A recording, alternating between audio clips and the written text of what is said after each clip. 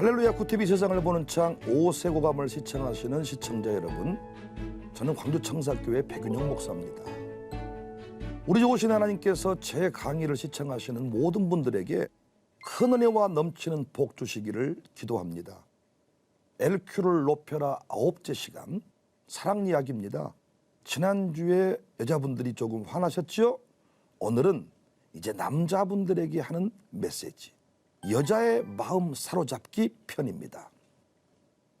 많은 여성분들이 기도합니다. 남편과 행복하게 살기를 위해 기도합니다. 그런데 기도만 하고 하나님의 말씀의 원리를 따라 행동하지 않습니다.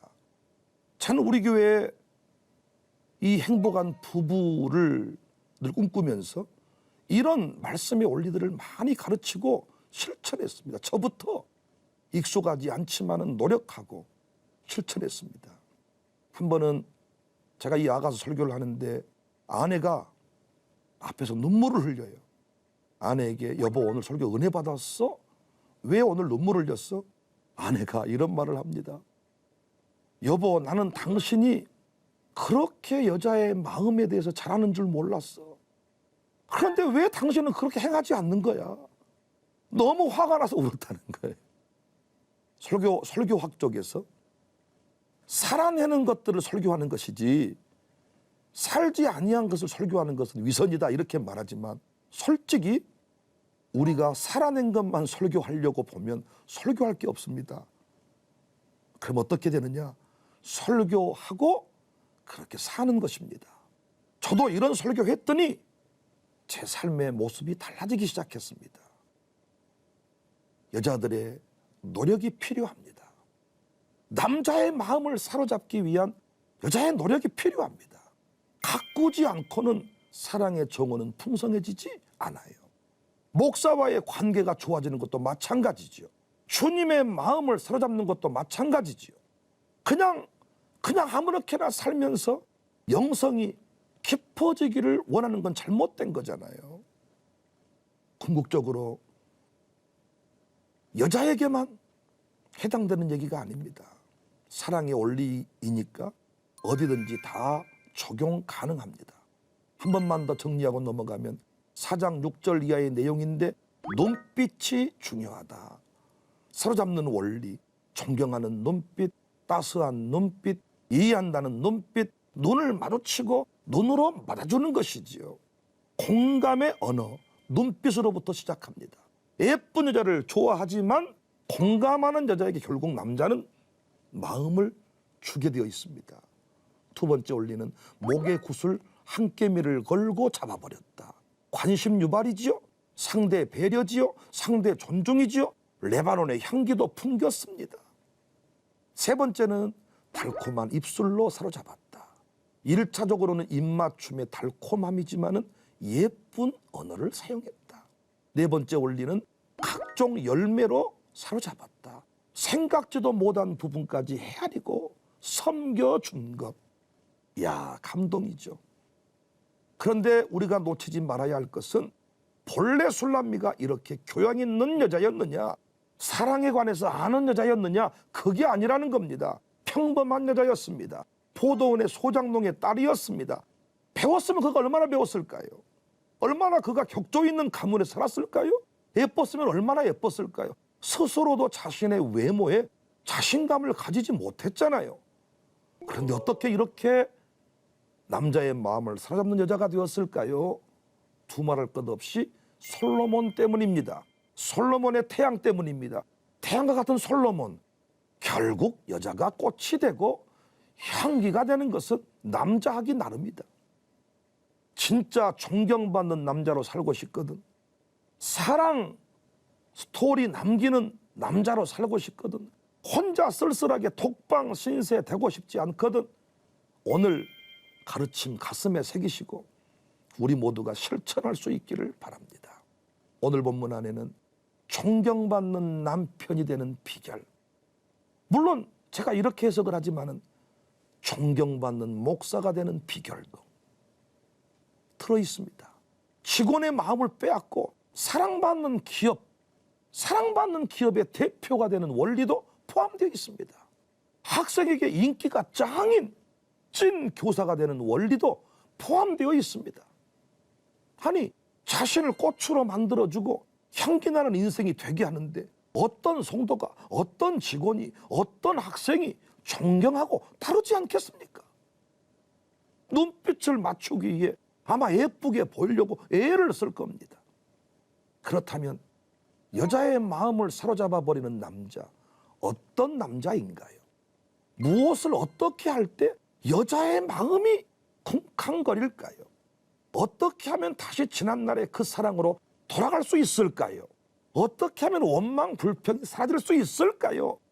물론 원망 불평이 사라질 수는 없겠지만 그래도 아마 줄어들 겁니다. 줄어들어. 어떻게 그 일이 가능할까요? 첫 번째 중요한 원리입니다. 사랑과 믿음이 담긴 이름을 만들어 불러주는 것입니다. 7절에 나의 사랑 너는 어여쁘고, 9절 10절에 내 누이 내 신부야, 11절에 내 신부야, 12절에 내 누이 내 신부는, 여기서 끝이 아니죠. 12절 말씀 보시면 잠근 동산이요 덮은 우물이요 봉한 샘이로구나. 15절에 너는 동산의 샘이다, 생수의 우물이다, 레바논에서부터 흐르는 시내로다. 저는 이 부분을 목회적으로 오래전에 깨달았고 실제로 활용해서 재미를 본 사람입니다. 무슨 말이냐면요, 성도들은 목사가 사랑을 담고 믿음을 담아 불러준 대로 변화가 되고 새로워지더라고요. 권사님은 저의 동역자이십니다. 우리 교회 기둥이십니다. 장로님은 내 목회의 보배이십니다. 면류관이십니다. 이렇게 이름을 불러주니까 진짜 면류관이 되고 보배가 되고 기둥이 돼요. 이것은 예수님이 사람을 변화시키는 원리이기도 합니다. 이름을 바꾸어 불러주십니다. 더 놀라운 것은 다 도둑, 썩을 놈, 못된 놈. 그런데 삭개오, 순수, 착함이란 뜻이잖아요. 사람들은 절대로 삭개오라 부르지 않았을 것입니다. 나쁜 놈, 매국노, 돈밖에 모르는, 이야 진짜 저질 인생, 이렇게 이름을 불렀을 것인데 예수님은 삭개오야. 결국 그에게로 와서 꽃이 되었습니다. 물론 조금 전에도 그런 고백했습니다마는 아내에게는 좀 더 적극적으로 이런 꽃이 되도록 이름을 불러주지 못했습니다. 그래서 노력하고 있습니다. 진짜 아내도 인정할 만큼 변화되었습니다. 왜 술람미가 따뜻해졌을까요? 왜 술람미는 계속 예뻐졌을까요? 왜 입술의 고백이 늘 새로워졌을까요? 따스하게 불러주기 때문입니다. 왜 꿀방울이 떨어졌을까요? 꿀을 발라 불러주기 때문입니다. 조금 전에 제가 말씀드렸잖아요. 사랑하는 장로님, 그러니까 사랑 넘치는 장로님이 되시더라고요. 기둥 같은 장로님, 기둥처럼 변화되더라고요. 나의 동역자 장로님, 동역자로 살더라고요. 솔직히 우리 아내를 어떻게 부릅니까? 그래도 저희 교회는요, 저 만나서 여보라고도 부르고 당신이라고도 부르지만 그전에는 강아지 부르듯 몸종 부르듯 그렇게 하지 않았습니까? 지금도 그렇게 하고 있잖아요. 우리 교회 와서 보니까 장로님 부인은 자기 남편을 장로님이라고 부르더라고요. 장로님 자기 부인을 권사님이라고 부르더라고요. 그러니까 어떻게 돼요? 장로님으로만 남는 거예요. 권사로만 남는 거예요. 남편으로 불러주고 당신이라고 불러줘야 내게로 다가와 당신이 되고 꽃이 될 텐데, 여보라고 불러줘야 여보가 될 텐데 우리는 그렇게 부르지 못했습니다. 사장님들, 직원을 어떻게 부르셨나요? 선생님들, 학생을 어떻게 부르셨나요? 따스하게 부르셨나요? 사랑으로 부르셨나요? 아니면 썩을 놈, 공부 못하는 놈, 어쩌다가 내가 너를 만나서 내 인생이 이렇게 되었을까? 참 너는 나를 힘들게 하는 사람이야. 너는 참 우리 반의 평균을 깎아먹는 사람이야. 우리 이렇게 불평 담아서 혹시 부르진 않았나요? 저희 동네가 어려운 동네였다. 광주에서 소외된 동네였다. 여러 차례 말씀을 드렸습니다. 근데 지금은 저희 동네가 중심이 되고 아파트가 들어서고 바뀌었어요. 우리는 그 어려운 동네 처음 목회를 시작하면서도 개들의 천국, 사람들이 많기보다는 진짜 길 잃은 개들이 돌아다니고 가로등도 잘 밝혀져 있지 않는 그런 동네였는데 그 동네에 향하여 이놈의 동네, 썩을 놈, 망할 놈 이렇게 부르지 않고 세계의 중심이 된다, 열방의 중심이 된다, 복받은 동네, 우산동이 행복한 동네 이렇게 불렀더니 정말로 그렇게 바뀌었습니다. 부르는 이름에 따라서 사랑의 깊이는 달라집니다. 우리 모두가 가는 곳마다 사랑과 진실, 믿음이 담긴 이름을 만들어 부르는 일에 전문가들이 되었으면 좋겠습니다. 두 번째, 여자의 마음을 사로잡는 원리입니다.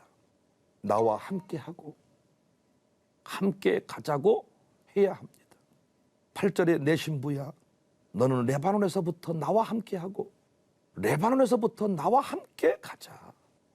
여자는 자신을 보호해 줄 남자에게 인생을 맡깁니다. 정말 구태의연한 소리인데 내가 당신을 책임지겠소? 손에 물 안 묻히게 해주겠소? 당신 고생 안 시킬 것입니다. 이런 소리 할 때 마음이 통합니다. 솔로몬은 술람미에게 대단한 소리를 하지 않았습니다. 다만 함께하고 함께 가자는 소리를 잘했습니다. 여기서 술람미는 안정된 정서를 회복합니다. 감동을 받아요. 그래서 딴 주머니 찰 필요가 없고 다른 곳에 눈 돌릴 필요도 없었지요. 사장님들, 왜 당신 회사의 직원이 자주 바뀐다고 생각하십니까? 함께하고 함께 가자고 하지 않기 때문일 것입니다. 심심하면 잘라버린다. 당신 아니어도 너 아니어도 직원은 많다. 우리 회사에 들어오려고 줄 서 있다.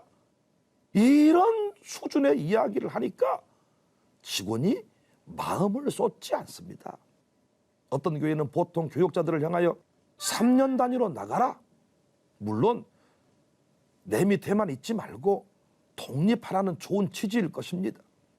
그런데 독립할 만한 능력이 안 되는 사람도 있잖아요. 그런데 자꾸 교회에서 분위기가 1년 연말만 되면 불안함을 조성하니까 부교육자들도 딴 주머니를 차고 자꾸 교회에서 이상한 일을 하는 것 같습니다. 그런데 이렇게 말을 바꾸면 어떨까요?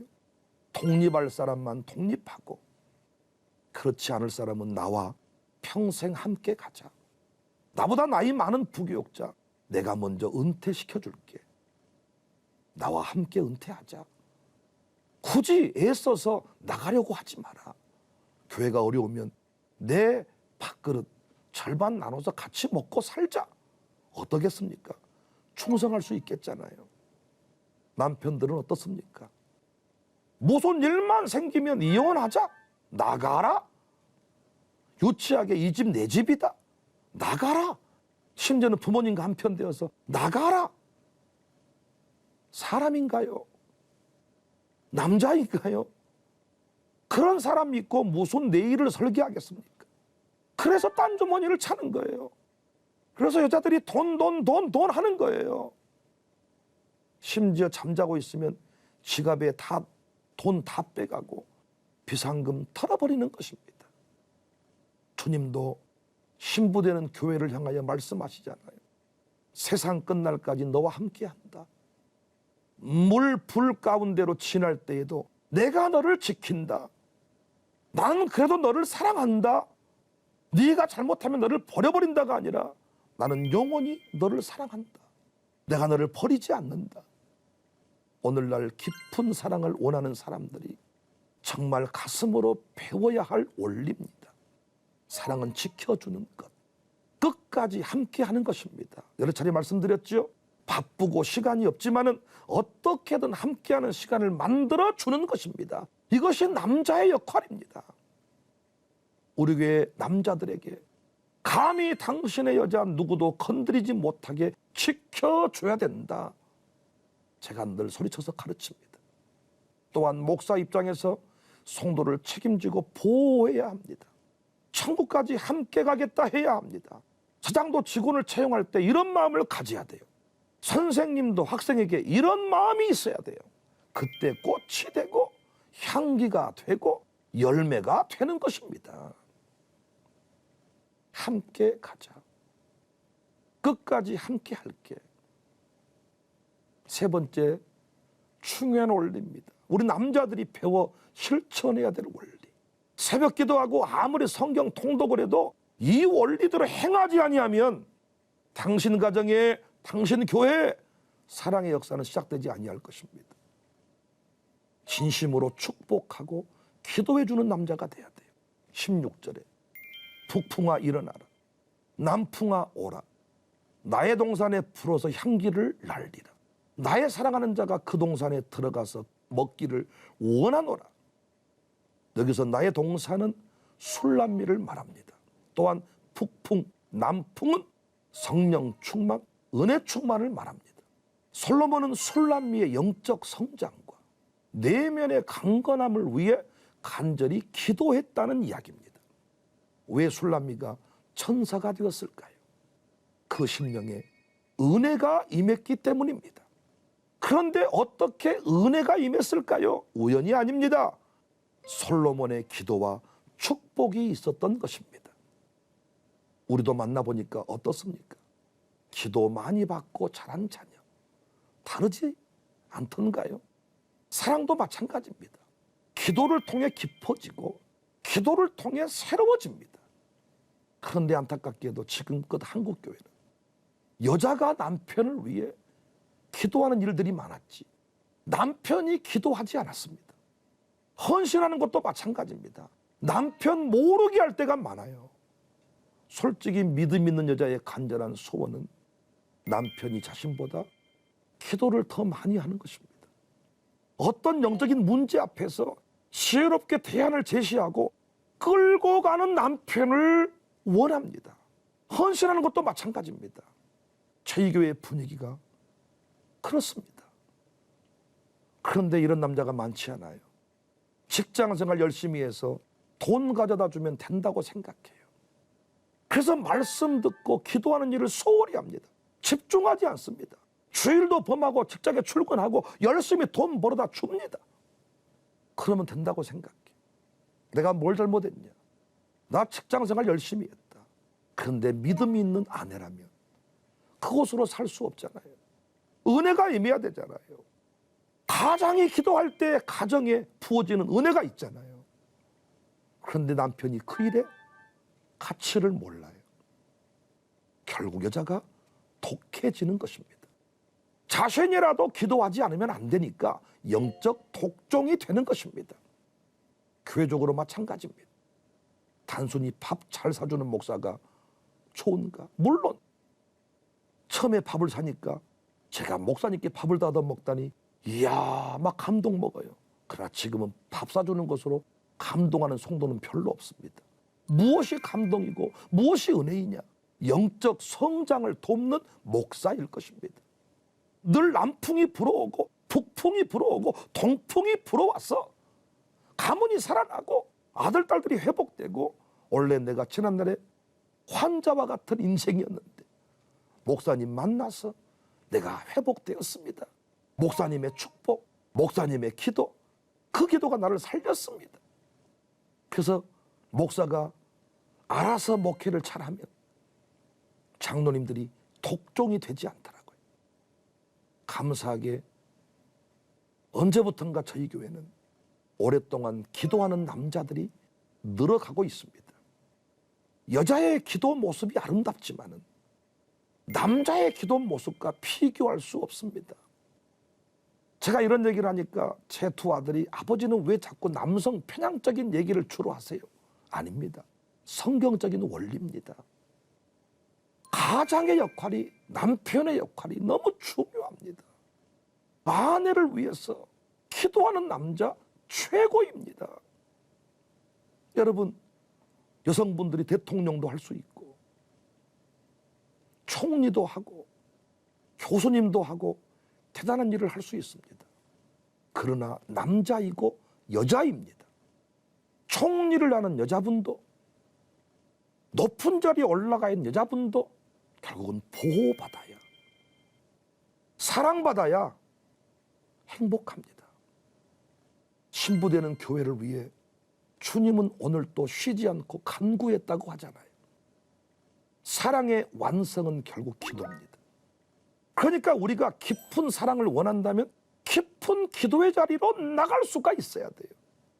저희 교회 청년들이 원하는 그 남편 자격 요건 중에 아파트에 있는 사람, 직장 좋은 사람, 이런 것보다 새벽 기도하는가, 믿음이라는 기준이, 기도라는 기준이 포함되기 시작했습니다.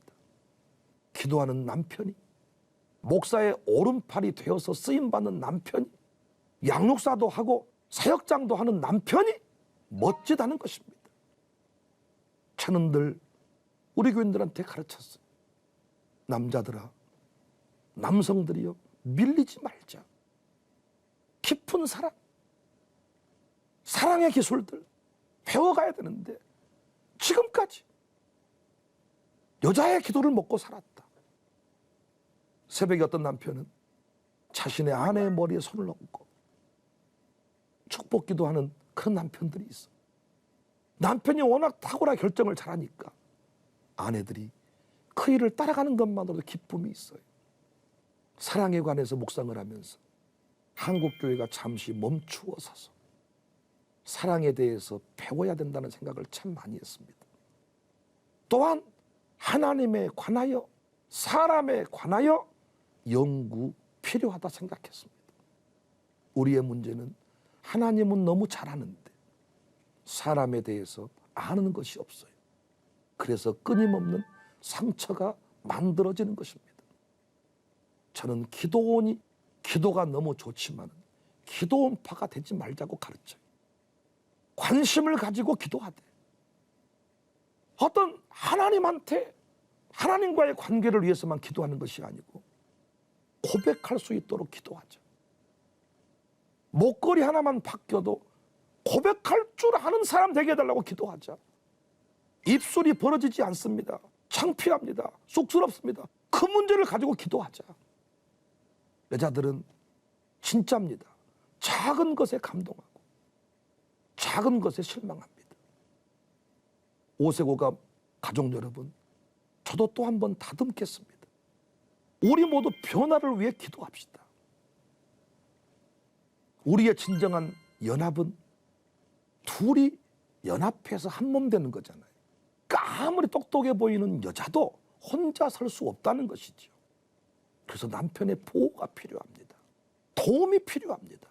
남편은 요리사, 아내는 정치인, 얼마든지 남편이 밥할 수 있습니다. 이거 예전에는 여자가 밥하고 남자는 그냥 돈 벌고, 지금 이런 시대는 아니잖아요. 누구든지 밥 잘한 사람이 밥할 수 있습니다. 하지만 여성에게 필요한 것은 보호이고 사랑이라는 것입니다. 그래서 제가 가르쳤습니다. 아내와 어머니가 싸울 때, 그때 아내를 향하여 당신은 왜 그래? 어머니한테 왜 소리 질러? 당신은 나빠. 이렇게 하는 순간 가정은 깨집니다. 근데 반대로 해야 됩니다. 엄마 왜 그래요? 어머니 왜 그러세요? 제 부인에게. 제 부인이니까 어머니 건드리지 마세요. 그때 아내가 당신 어머니한테 왜 그래? 라고 소리치지만은 속으로는 호호호호 웃는다고요. 시동생이랑 내 동생이랑 주고받을 때 혹시 제 여동생이 아내를 향하여 언니는 왜 이따위야? 언니는 왜 이래? 이때 제가 아내 보고 뭐라고 하면 가정은 무너지는 거지. 그때 제가 할 일은 뭡니까? 제 동생을 향하여 야, 너 왜 네 언니에게 함부로 대하느냐? 까불지 마라. 니나 잘해라. 네 시댁이나 잘 섬겨라. 물론 어머니가 서운할 수 있습니다. 동생이 서운할 수 있습니다. 그러나 따로 어머니에게 만나서 다시 어머니 마음을 풀어드리는 것이 필요합니다. 어머니, 우리 지연이 속 없는 거 아시잖아요. 아이고, 뭐 어머니가 그런 걸로 그러세요. 나는 엄마밖에 없습니다. 이렇게 어머니 마음을 풀어주는 게 필요해요. 물론 어머니 입장에서도요, 자식이 아들이 그렇게 하는 거 서운하겠지만은 끝까지 어머니 치마폭에 붙들려 사는 거 그거 행복 아닙니다. 부모로부터 독립해서 부모를 떠나서 둘이 연합하여 한 몸을 이루는 것, 그것이 깊은 사랑의 원리입니다. 남자분들이요, 여성을 이해하십시오. 여성을 이해해서 정말로 여성의 마음을 사로잡는 일을 위해 오늘부터 최선을 다하십시오. 당신이 아무리 직장생활 열심히 해도 우리가 함께 살핀 이 원리를 따라서 행하지 않는다면 당신과 당신 아내의 사랑은 깊어지지 아니할 것입니다. 사랑 담아 이름을 불러주세요. 사랑하는 여보, 세상에 하나밖에 없는 여보, 정말 세상에 하나밖에 없는 그 사랑의 고백들을, 사랑의 모습들을 보여줄 것입니다. 난 당신 없이 살 수 없어.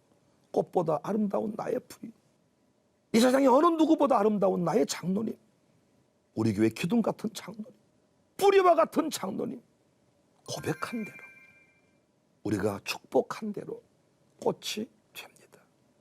함께 가자. 내가 당신을 지켜줄 것이다. 보호할 것이다. 축복하며 기도해주는 그런 남편, 그런 사장, 잘라버린다 협박하는 사장이 아니라 내가 너를 축복한다. 우리 기업에 사는 동안 네 가정 잘 되기를 원한다. 네 자녀까지 내가 책임질게.